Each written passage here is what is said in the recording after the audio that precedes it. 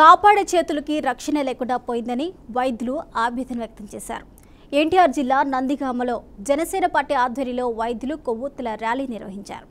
కోల్కతా జుడా హత్యాచార ఘటనను వ్యతిరేకిస్తూ నిరసనలు చేపట్టారు. 78 ఏళ్ల స్వతంత్ర భారతదేశంలో మహిళలపై అఘాయిత్యాలు ఆగడం లేదన్నారు.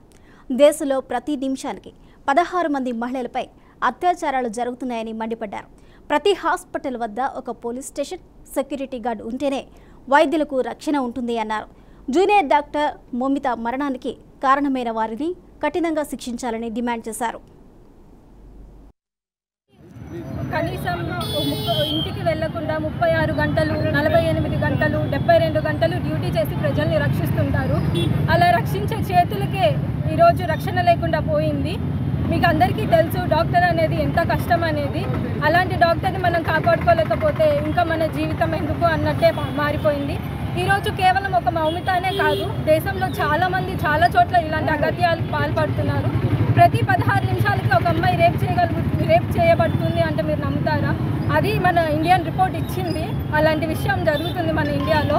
కేవలం మన ఇంట్లో వాళ్ళని జాగ్రత్తగా చూస్తేనే కాదు, పక్కన వాళ్ళని కూడా జాగ్రత్తగా చూడాలి. ప్రతి ఒక్కరిని ఒక అక్కతోనో, ఒక చెల్లితోనో ఒక సంబంధం ఉన్నట్టు చూడాలి. ఈ దేశంలో మనం ప్లెడ్జ్ చేసేటప్పుడు కూడా మనం every Indian is my sister and brother అని చదువుతాము. అది కేవలం చదువు దగ్గర ఆగిపోకూడదు, ప్రచారంలో కూడా రావాలి. ఇలాంటి డాక్టర్ మహమ్మతి కలకత్తాలో జూనియర్ డాక్టర్ మహమ్మత అనే అమ్మాయి పైన జరిగిన అరాచకమైన కిరాతకమైన అత్యాచారాన్ని దృష్టిలో పెట్టుకొని ఈరోజు ఇక్కడ మేము క్యాండిల్ ర్యాలీ చేయడం జరుగుతోంది. నిరసనని వ్యక్తపరుస్తున్నాము.